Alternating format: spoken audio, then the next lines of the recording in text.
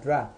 Olúwa dúpẹ́ lọ́wọ́ yín fún àǹfààní mìíràn tí a ní láti wá sórí afẹ́fẹ́ àti fún àwọn olùfẹ́ ètò tí a mọ̀ sí agbára ìyìnrere, àǹfààní tí ẹ ń fún ọ̀pọ̀lọpọ̀ láti máa gbọ́ ètò tí ò ní.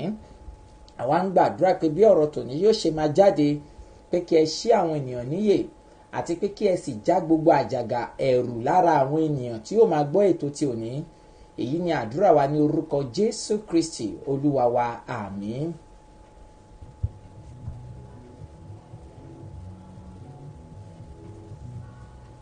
A kí wa kú ìsinmi ti tòní. Èyí ni ìsinmi àkọ́kọ́ nínú oṣù kẹrin yìí. A sì ń gbàdúrà pé tí Kristi kò bá ti dé, a ó ní ìrírí ọ̀pọ̀ rẹ̀ lórí ilẹ̀ ayé. Àkọ́rí tó ń jáde ní òní yìí, òun ni mo pè ní àkókò bí èyí, in a time like this. Ní àkókò bí èyí, in a time like this. Gbogbo wa la mọ̀ ohun tó ń ṣẹlẹ̀ káàkiri gbogbo àgbáyé. A sì mọ ipò tí ayé wà àti títí kan orílẹ̀-èdè wa tí a wà nínú rẹ̀ yìí, Nàìjíríà yìí, ipò tí orílẹ̀-èdè yìí gan wà lọ́wọ́lọ́wọ́ báyìí. Nírú àkókò tí a wà yìí, mo fẹ́ pe àkíyèsí àwa ọmọ Ọlọ́run àti gbogbo àwa tí a máa ń gbọ́ ètò yìí. Mo fẹ́ pe àkíyèsí wa sí àwọn nǹkan kankan tí a gbọ́dọ̀ lè ṣe nírú àkókò yìí tí yóò ràn wá lọ́wọ́ púpọ̀ gan.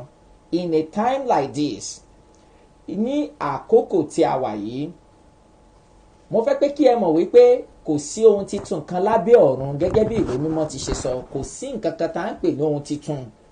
Irú àwọn ìṣẹ̀lẹ̀ báyìí nínú ìtàn ó ti ṣẹlẹ̀ sẹ́yìn. Ó kàn lè má rí bí eléyìí ṣe rí. Èmi kò tí ì gbọ́ nínú ìtàn rí pé wọ́n ti gbogbo ilé Olúwa pa fún bí odidi ọ̀sẹ̀ bẹ́ẹ̀ mẹ́ta báyìí, sí Sunday mẹ́ta tí wọ́n ò tí ì ṣèsìn. Mi ò gbọ́rú yẹn rí. Ṣùgbọ́n a ti rí àwọn ìṣẹ̀lẹ̀ fìrífìrí kan tó ti mì ayé tàbí tó ti mì àwọn àgbègbè kan lórí ilẹ̀ ayé ní ìgbà kan sẹ́yìn àti bí àwọn ọdún kan sẹ́yìn.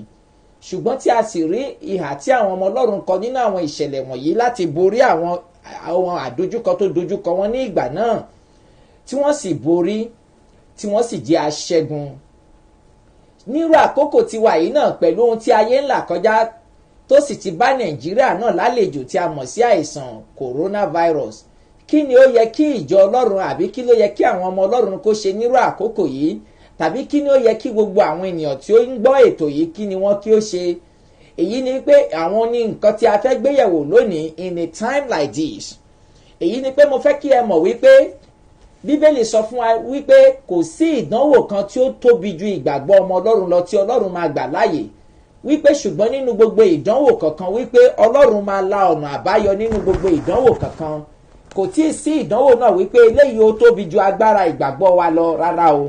Bíbélì ò sọ bẹ́ẹ̀ fún wa wípé ìdánwò kan wà tó tóbi ju agbára ìgbàgbọ́ àwọn ọmọ rẹ̀ lọ, tó yẹ pé Ọlọ́run kò ní yọ ọ̀nà àbáyọ, rárá o. Olúwa yóò yọ ọ̀nà àbáyọ nínú gbogbo ìdánwò tó wù kó lè ṣe kíni, tó wù kó lè dé bá àwọn ọmọ Ọlọ́run.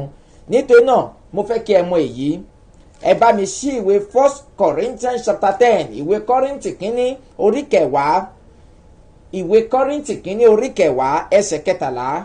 Kò sí ìdánwò kan tí ó ti bá yín bí kò ṣe irú èyí tí ó mọ níwọ̀n fún ènìyàn. Fáìlà sí. Bíbélì ní kò tí ì sí ìdánwò tó lè dé bá agbo Kristi tàbí tó lè dé bá ọmọ Ọlọ́run tó máa ju ìgbàgbọ́ rẹ̀ lọ, tó máa ju agbára rẹ̀ lọ. Bíbélì sọ pé èyí tó mọ níwọ̀n ni. Ṣùgbọ́n olódodo ni Ọlọ́run, ẹni tí kì yóò jẹ́ kí á dán yín wò ju bí ẹ̀yin ti lè gbà á. Sotú ti rí. Wọ́n ní Ọlọ́run wa kì í ṣe ìkà. Wọ́n ní kò ní ìgbà ká dún àwọn àyànfẹ́ rẹ̀ tàbí ìjọ rẹ̀ wò ju bó ṣe lè bí ìgbàgbọ́ wọn ṣe lè gbé lọ.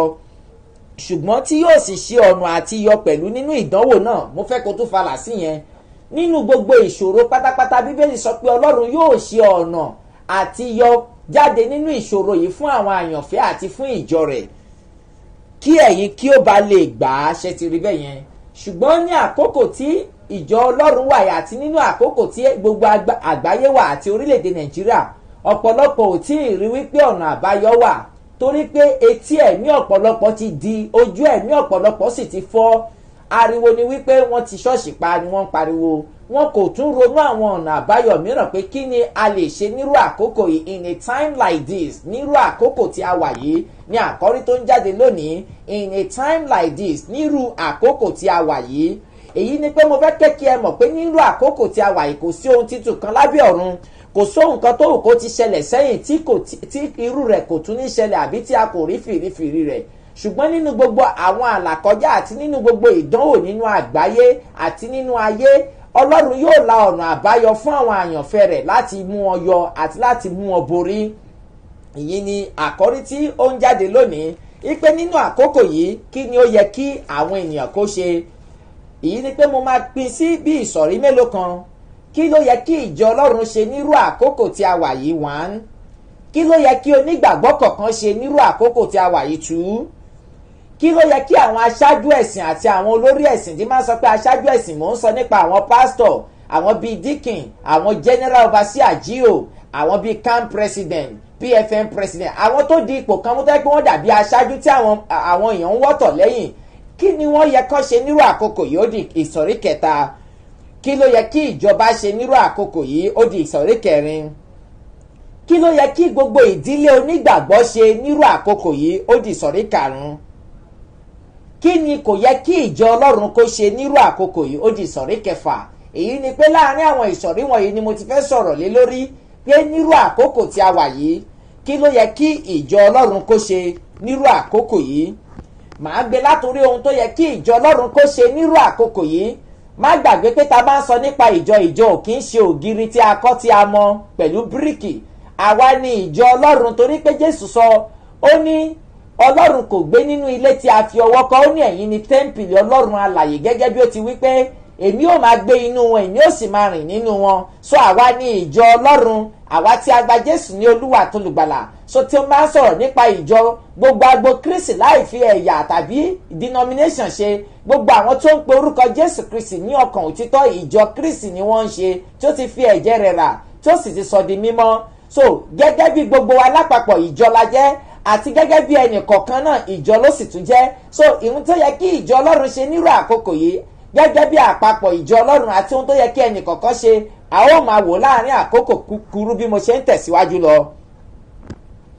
Ohun àkọ́kọ́ tí ìjọ Ọlọ́run gbọ́dọ̀ lè ṣe ní àkókò yìí, òun ni wípé gbogbo àwọn aṣáájú ẹ̀sìn, àwọn yẹn pé wọ́n gbọ́dọ̀ mọ̀ wípé ìpèníjà ìgbàgbọ́ nìyí, ìyẹn pé a challenge of faith. Wọ́n sì gbọ́dọ̀ dìde láti kojú ìpèníjà yìí nípa ìgbàgbọ́ nínú Ọlọ́run.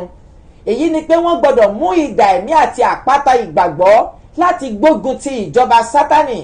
Àwọn ènìyàn gbọ́dọ̀ mọ̀ ìjọ Ọlọ́run gbọ́dọ̀ dìde ní àkókò yìí láti ṣe iṣẹ́ tí Jésù pè é láti ṣe. A ti pè wá pé iyọ̀ ayé la jẹ́, a sì ti pè wá pé ìmọ́lẹ̀ ayé la jẹ́. Kò sọ pé ìmọ́lẹ̀ ọ̀run tàbí iyọ̀ ọ̀run la nílò. Kò sóhun tó ń di òbu ní ọ̀run tí a máa sọ pé a nílò láti lọ jẹ́ iyọ̀ lọ́run. Kò sì sí òkùnkùn ní ọ̀run níbi tá a ti sọ pé a ti fẹ́ lọ tàn bí ìmọ́lẹ̀. Inú ayé tí ó kún fún òkùnkùn bírímù tí Àìsáyà sọ pé dìde tàn ìmọ́lẹ̀, torí pé ìmọ́lẹ̀ rẹ dé, ògo Olúwa sì yọ lára rẹ. Ó ní kíyèsí òkùnkùn bu ayé, òkùnkùn bírímù bu àwọn ènìyàn mọ́lẹ̀.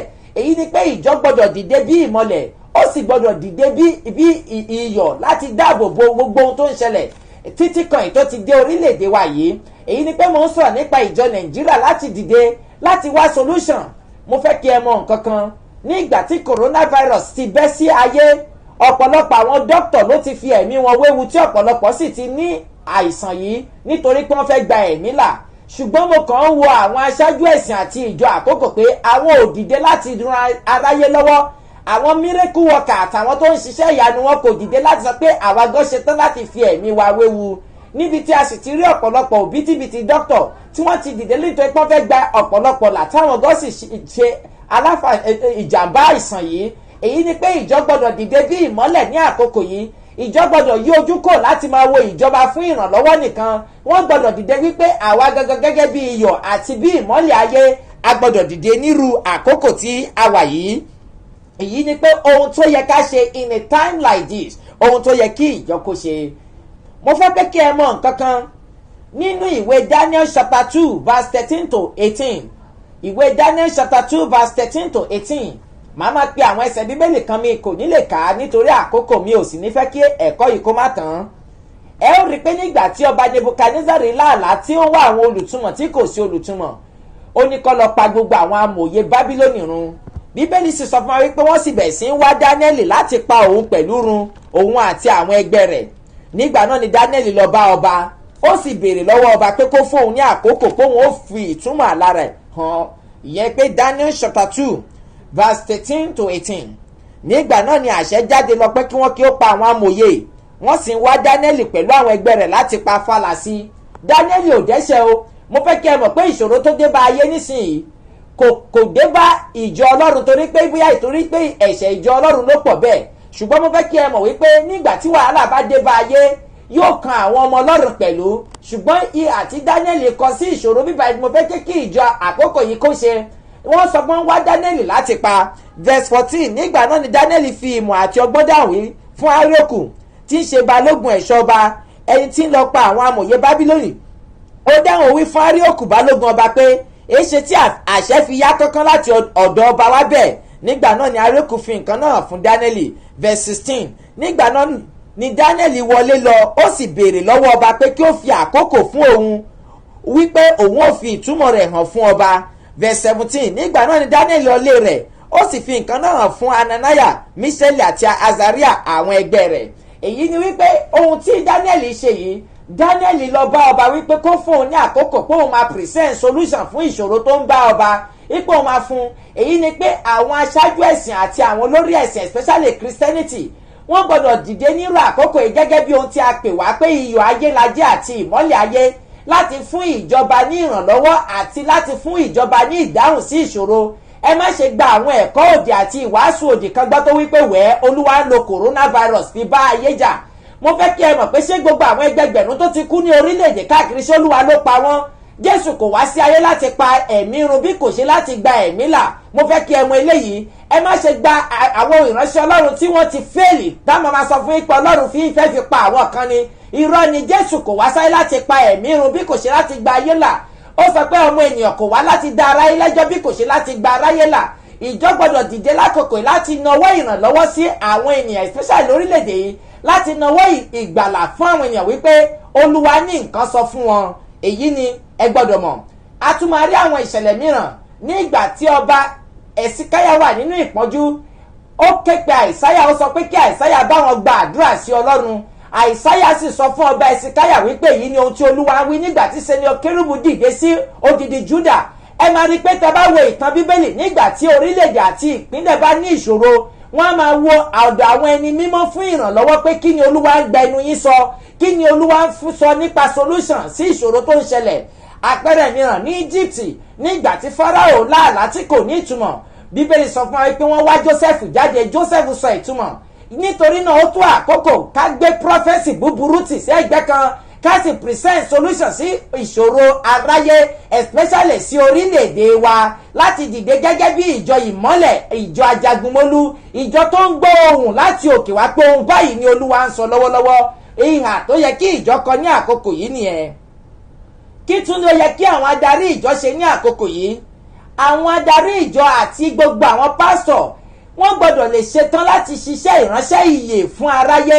Ikú ń ṣiṣẹ́ lọ́wọ́lọ́wọ́ nípa pípa ẹgbẹgbẹ̀rún run.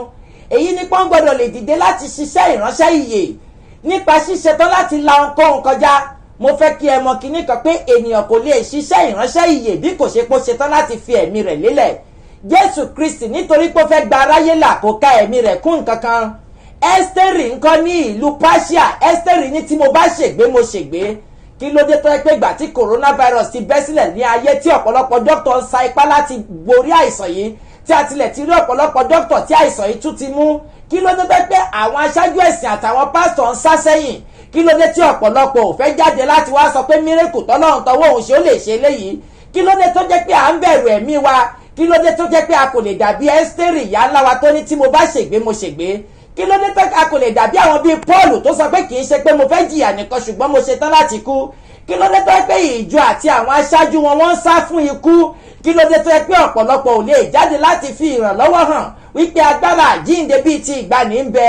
Ìjọ gbọ́dọ̀ mọ̀ lákòókò yìí pé òun ò gbọ́dọ̀ dá ìṣòro tó wọ Nàìjíríà dá ìjọba àti àwọn olórí, wípé wọ́n gbọ́dọ̀ dìde láti fi ìmọ́lẹ̀ hàn fún aráyé gẹ́gẹ́ bí aṣáájú rere. Èyí ni nǹkan tó gbọ́dọ̀ ṣe. Ẹ gbọ́dọ̀ rántí wípé Joshua àti Caleb ṣetán láti kú. Ìtorí pọ́n ṣetán àti kú lọ́jọ́ kan dé ilẹ̀ lérí. Àwọn amí mẹ́wàá tó kù sọ pé àwa kò lè gbà á. Tí ìṣòro bá ń dé bá ayé bá ìjọ gbọ́dọ̀ ṣetán láti sọ pé òun ṣetán àti la ohunkóhun kọjá. Ẹ gbọ́dọ̀ rántí pé àwọn àpọ́stélì tó bá yẹ pé wọ́n ń bẹ̀rù ikú, a ò ní gbọ́ nípa Jésù lónìí. ènìyàn kò lè ṣiṣẹ́ ìránṣẹ́ ìyè fún aráyé láì ṣe tó pé ó ṣetán láti kú. ẹ gbọ́dọ̀ rántí wípé ẹni tó bá ń bẹ̀rù ikú kò lè kéde òyìn rere òtítọ́ ní ìkẹyìn ayé. ẹni tó bá ń bẹ̀rù ikú tó ń ka ẹ̀mí rẹ̀ pé ó ṣe iyebíye kò lè kéde ìgbàlà fún aráyé. ẹni tó bá ń bẹ̀rù pé òun ò fẹ́ kí wàhálà dé bóun kò lè fi ọ̀nà àbáyọ hàn fún aráyé. ènìyàn kò ní lè kéde ìyè bí kò ṣe pé ó bá ṣetán àti kú. Jésù fi ìdí eléyìí múlẹ̀ ní ìwé Jòhánù orí 12 ẹsẹ̀ 24. ó ní bí kò ṣe pé wóró àlìkámọ̀ bá bọ́ sílẹ̀ tó bá sì kú ó ní ó wà lóhùn nìkan. ó ní ṣùgbọ́n nígbà tó bá kú ó ní yóò so èso lọ́pọ̀lọpọ̀. ní ìgbà tí Gòláàtì ń kalẹ̀ mọ́ Ísírẹ́lì fún àìmọye ọjọ́ fún 40 ọjọ́ ọba Sọ́ọ̀lù ò lè jáde àtàwọn jagunjagun kí ọ̀dọ́kùnrin kan Dáfídì ọmọ 17 years kó tó jáde. nítorí náà kò ká ẹ̀mí rẹ̀ kóhunkóhun. Esther kò ká ẹ̀mí rẹ̀ kóhunkóhun. ó tún àkókò láti bẹ̀rẹ̀ sí rí ọ̀pọ̀lọpọ̀ tó jẹ́ pé wọ́n máa bẹ̀rẹ̀ sí dìde nísìn wípé gbogbo àwọn isolation center fún coronavirus wípé a máa lọ sí ibẹ̀ pé kí gọ́ọ̀mẹ̀ kó fáwọn ní permission láàárín àwọn ìránṣẹ́ ọlọ́run àti ìjọ ọlọ́run gbọ́dọ̀ dìde fún ìrànlọ́wọ́ aráyé nítorí pé iyọ̀ la pè wọ́n. kí tún ló yẹ kí ìjọ ọlọ́run kó ṣe ní àkókò yìí? ìjọ ọlọ́run pẹ̀lú gbọ́dọ̀ tún lè ṣetán láti nawọ́ ìrànlọ́wọ́ sí àwọn ènìyàn. ní àkókò tí ká sọ pé kó nílé gbélé yìí ó yẹ kí ìjọ lè mọ̀ wípé àwọn nílò láti nawọ́ ìrànlọ́wọ́ sí àwọn tó ṣe aláìní nínú ìjọ. ṣẹfẹ́ sọ pé gbogbo àwọn ìjọ tó lókìkí tó lórúkọ yìí kò sí tálákà nínú àwọn ìjọ wọ̀nyí ni. ṣẹfẹ́ sọ wípé gbogbo àwọn ìjọ tó kọ́ yunifásitì ìjọ kò sí owó láti fi ran àwọn èèyàn. àwọn èèyàn wo gọ́ọ̀mẹ̀ntì pé kí gọ́ọ̀mẹ̀ntì kó sẹ́ndì owó sínú àkáǹtì àwọn èèyàn. kí ni ṣọ́ọ̀ṣì ń ṣe? ṣọ́ọ̀ṣì náà gbọ́dọ̀ mọ̀ wípé òun ní ojúṣe nínú ìṣòro tó ń dé bá orílẹ̀-èdè yìí. èyí ni pé a gbọ́dọ̀ dìde fún ìrànlọ́wọ́ àwọn èèyàn. a gbọ́dọ̀ na ọwọ́ ìfẹ́ sí wọn. ìwé Jòhánù kínní 1 John chapter 3 ìwé Jòhánù kínní orí 3 láti ẹsẹ̀ 16. nípa èyí làwa mọ̀ ìfẹ́ nítorí tí ó fi ẹ̀mí rẹ̀ lélẹ̀ fún wa. ó sì yẹ kí a fi ẹ̀mí wa lélẹ̀ fún àwọn ará. verse 17. ṣùgbọ́n ẹni tí ó bá ní ohun ìní ayé tí ó sì rí arákùnrin rẹ̀ tí ń ṣe aláìní tí ó sì sé ilẹ̀kùn ìyọ́nú rẹ̀ mọ́, báwo ni ìfẹ́ Ọlọ́run ti ṣe ń gbé inú rẹ̀? ẹ̀yin ọmọ mi, ẹ má ṣe jẹ́ ká fi ọ̀rọ̀ tàbí ahọ́n fẹ́ràn bí kò ṣe ní ìṣe àti ní òtítọ́. ṣe ti rí Bíbélì sọ fún wa wípé kò ń ṣe ọ̀rọ̀ ní ká fi fẹ́ràn tàbí ahọ́n. ó ní téèyàn bá kó ohun ayé ìjọ tó sì rí àwọn arákùnrin rẹ̀ tó ń jìyà, ó ní tí kò ran ìrànlọ́wọ́ sí tó sé ilẹ̀kùn ìyọ́nú, ó ní a lè sọ pé ìfẹ́ Ọlọ́run gbé inú rẹ̀.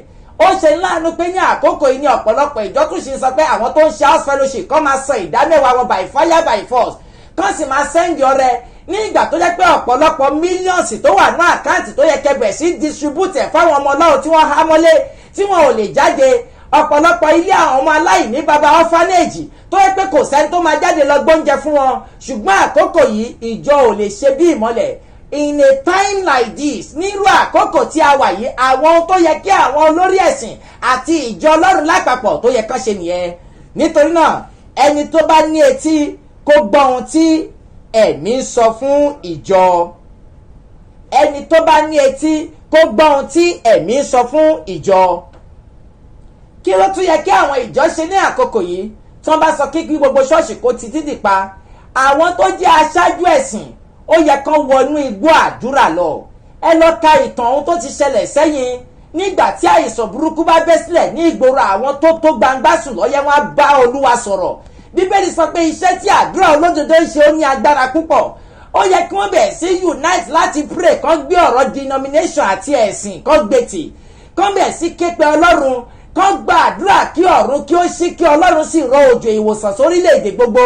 Bíbélì sọ pé yóò sì ṣe níkẹyìn, yóò tú ẹ̀mí mi jáde sí ara ènìyàn gbogbo. níbi tí ẹ̀mí Ọlọ́run bá wà, níbẹ̀ ni òmìnira wà ní ìwé mímọ́ sọ. níbi tí kò bá ti sí ìfarahàn agbára ẹ̀mí Ọlọ́run, ikú á máa ṣiṣẹ́. a ti rí pé gbogbo orílẹ̀-èdè wà ní ìpayà, ó sì ti wọ orílẹ̀-èdè wa pẹ̀lú.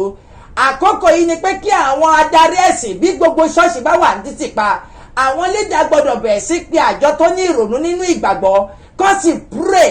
Ọlọ́run sọ pé tóun bá rí ènìyàn 10 ní ìlú Sódómù wọn Gòmárà, ó lóun ò ní pa Sódómù àti Gòmárà run. sí àwọn Jẹ́nófà sí àti pastors ní Nàìjíríà àjù 10 lọ bí?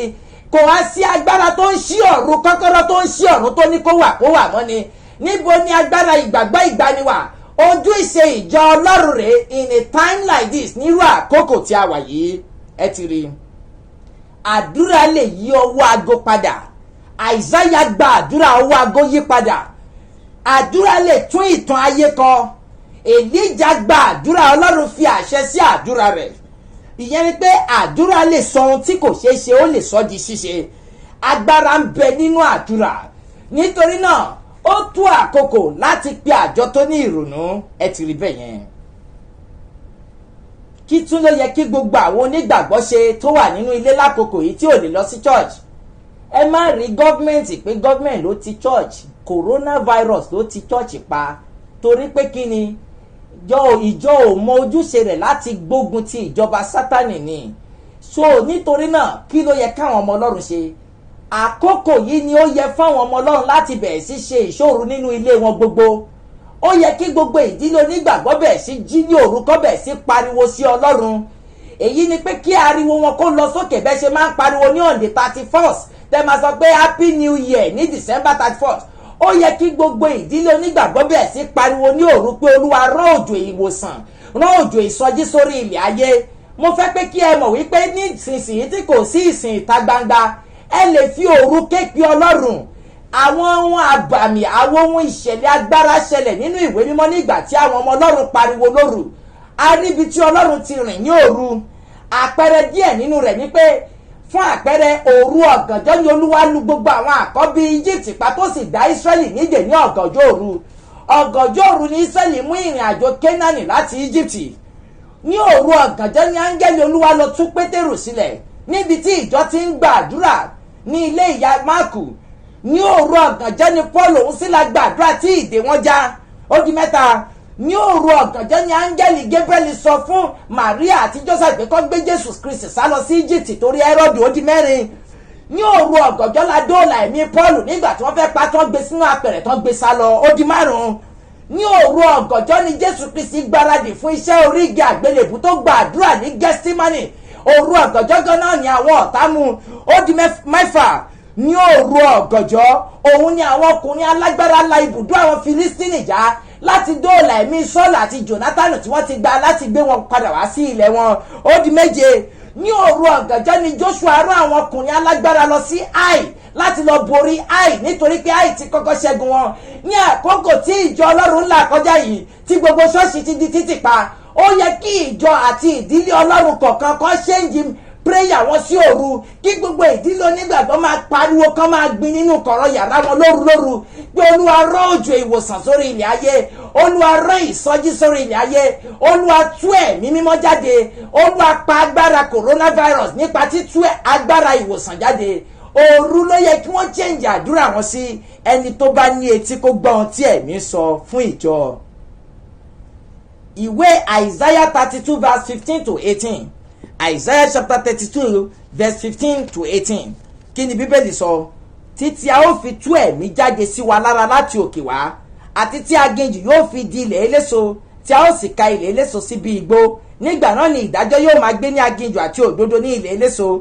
Iṣẹ́ òdodo yóò sì jẹ́ àlàáfíà àti èso òdodo yóò jẹ́ ìdákẹ́jẹ́ òun ààbò títí láéláé. Àwọn ènìyàn mi yóò sì máa gbé ní ibùgbé àlàáfíà, àní ibùgbé ìdánilójú àti níbi ìsinmi ìparọ́rọ́. Nísìn kò fi bẹ́ẹ̀ sí àlàáfíà ní ìgboro orílẹ̀-èdè àti gbogbo ìlú ló dàbí ìgbà tó gun bá kóni lọ. Nítorí náà gbọ́dọ̀ pariwo fún òjò ẹ̀mí mímọ́ k'Olúwa kó dá sí ìṣẹ̀lẹ̀ tó ń ṣẹlẹ̀ yìí. Ìjọ Ọlọ́run ni mò ń bá wí, wọ́n ní ojúṣe púpọ̀ láti ṣe. Ẹ ti rí. Àkókò àwẹ̀ àtàdúrà ní fún àwọn ọmọ Ọlọ́run kì í ṣe àkókò jíjẹun. Ọ̀pọ̀lọpọ̀ ilẹ̀ ti ra oúnjẹ sílé tẹ́ ń jẹ tẹ́ ẹ mu. Ẹ gbọ́dọ̀ mọ̀ pé àkókò àti kígbe sí Ọlọ́run rèé. Àkókò ìsẹ́ra ẹni nìyí. Ẹni tó bá ní etí kó gbọ́ ohun tí ẹ̀mí sọ fún ìjọ. Kí àwọn onígbàgbọ́ kan lu àkókò yìí láti fi ṣe retreat, personal retreat. Èyí ni pé ìdáwà níwájú Ọlọ́run láti tún agbára wọn ṣe níwájú Ọlọ́run. Bíbélì sọ fún wa wípé ẹni tó bá ní etí kó gbọ́ ohun tí ẹ̀mí sọ fún ìjọ. Personal retreat. Èyí ni pé àkókò àti tilẹ̀kùn mọ́ra wa láti ṣàwárí agbára àdúrà, láti jírẹ̀bẹ̀ fún ayé àti fún ìjọ Kristi.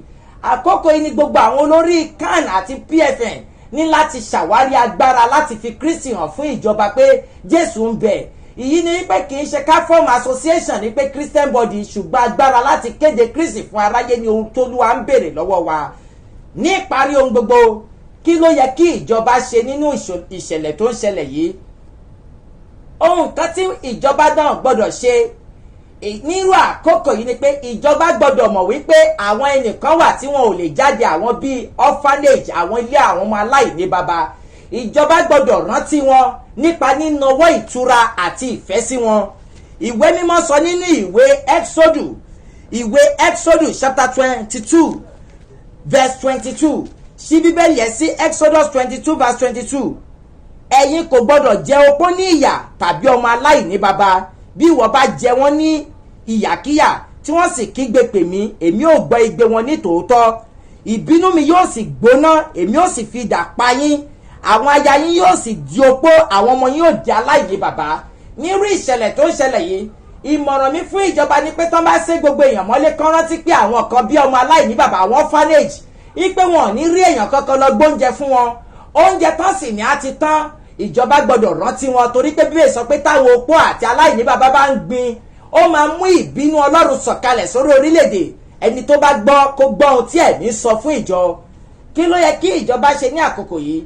Ohun kejì tún ni pé ìjọba pẹ̀lú wọ́n gbọ́dọ̀ pe ìpè síta wípé àwọn tí ó bá lè fi Jésù hàn fún àwọn tí ó ní coronavirus ní gbogbo isolation center kán gbà wọ́n láàyè láti wá máa pray fún wọn, káwọn náà máa gbé pẹ̀lú wọn níbẹ̀, kán sọ ibẹ̀ dílé, kán bẹ̀ sí gbé ọwọ́ lé wọn gẹ́gẹ́ bí Jésù ṣe ṣe ìlérí pé a ó gbé ọwọ́ lé aláìsàn.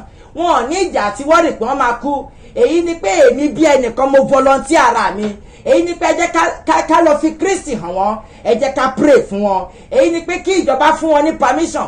Kán máa wò wípé bóyá kò tún sí àwọn ìránṣẹ́ Ọlọ́run gidi lórílẹ̀‐èdè yìí, àwọn tí ohùn wọn já òkè tó lè fún ìjọba ní ìdáhùn níwọ̀n ìgbà tí wọn kò ti sọ̀rọ̀. Àwọn kan wà nísàlẹ̀ tó yẹ pé wọ́n ní solution fún ìṣòro aráyé nípa Jésù Kristi. Jésù ní ìdáhùn sí ìṣòro aráyé. Isaiah chapter 44 verse 22. Ó ní kọjú sí mi gbogbo òpin ayé. Ó ní nítorí pé èmi ni Ọlọ́run Olódùmarè, kò sí ẹlòmíràn. Ó ní kọjú sí mi kí a sì gbà yín là. Kí ìjọba yí ojú kò lójú ọ̀nà mìíràn, kán yí ojú sí Ọlọ́run. Ìjọba ò tí ì fi Ọlọ́run sí ojúṣe nínú ìṣẹ̀lẹ̀ yìí. Ìtọ́jú pé tó bá pọ̀ fún Ọlọ́run sójúṣe, ó yẹ kí wọ́n ti declare fasting ní orílẹ̀-èdè yìí. Ó yẹ kán ti declare fasting ní gbogbo ìpínlẹ̀. Ó yẹ kán ti bẹ̀ sí fi tọ́lọ́run sójúṣe. Èmi ń fún ìjọba ní ìmọ̀ràn wípé kán try Jésù. Àwọn Hébérù 3 àti Daniel sọ pé dún àwọn ọmọ ọ̀dọ̀ rẹ wò fún ọjọ́ 10. Èyí ni pé kán permit àwọn ìránṣẹ́ Ọlọ́run tí ó bá lè fi Kristi hàn ní àwọn isolation center yìí, kán sì prepare ibi tán máa gbé fún wọn. Wọ́n wà á rí bóyá coronavirus nọ́mbà yìí á máa increase lórílẹ̀‐èdè àbí ó máa dínkù. Agbára ń bẹ nínú àdúrà tó ṣí ọ̀run. Agbára ń bẹ nínú àdúrà tó mi ìtẹ́ Sátánì, tó sì mi ṣẹ̀kẹ̀ṣẹ̀kẹ̀, tó ń já gbogbo ṣẹ̀kẹ̀ṣẹ̀kẹ̀, tó sì mi ilẹ̀kùn ọ̀run àpáàdì. Agbára ń bẹ nínú rẹ̀. Ìwé Jòhánù orí 4 ẹsẹ̀ 14 sọ wípé bí Mósè ṣe gbé ejò sókè ní aginjù, ó ní bẹ́ẹ̀ la kò lè ṣaláì gbé ọmọ ènìyàn sókè pẹ́nikẹ́ni tó bá wò yóò yè. A ti gbé Jésù kọ́ orí igi. Ẹ jẹ́ kí ìjọba wo Jésù Kristi. Ẹ jẹ́ kí ẹ̀yin aṣáájú ẹ̀sìn ẹ kéde Jésù bí olùwòsàn fún aráyé. Òun ni ìdáhùn sí ìṣòro aráyé. Jésù sì ń bẹ láàyè. Nítorí náà ẹni tó bá ní etí kó gbọ́ ohun tí ẹ̀mí sọ fún ìjọ. Fún ìbéèrè kan tàbí òmíràn, ẹ lè pe àwọn nọ́mbà wọ̀nyí: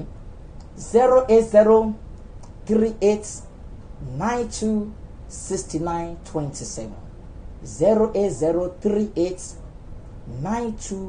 08038926927. Ní ọ̀rọ̀ ìparí, kí ìjọba má ṣe wo orílẹ̀-èdè mìíràn fún ìrànlọ́wọ́, especially àwọn orílẹ̀-èdè aláwọ̀ funfun yẹn, torí pé àwọn face mask, àwọn nǹkan tó ń kó wọlé tán fi ń bomú, àwọn nǹkan wọ̀nyí risk fún àwọn èèyàn wa. Ẹ yí ojú yín sára Jésù Kristi. Mò ń sọ lórí afẹ́fẹ́ èmi bí ẹnìkan, bí ìjọba bá lè fọwọ́ sí, èmi ò lọ sára àwọn isolation center yìí, wọ́n ó sọ ibẹ̀ dílé. A ó wàá mọ̀ bóyá Jésù ṣì ń bẹ àbí kò bẹ, bóyá agbára àdúrà ń bẹ àbí kò bẹ mọ́. Àlàáfíà ni fún wa.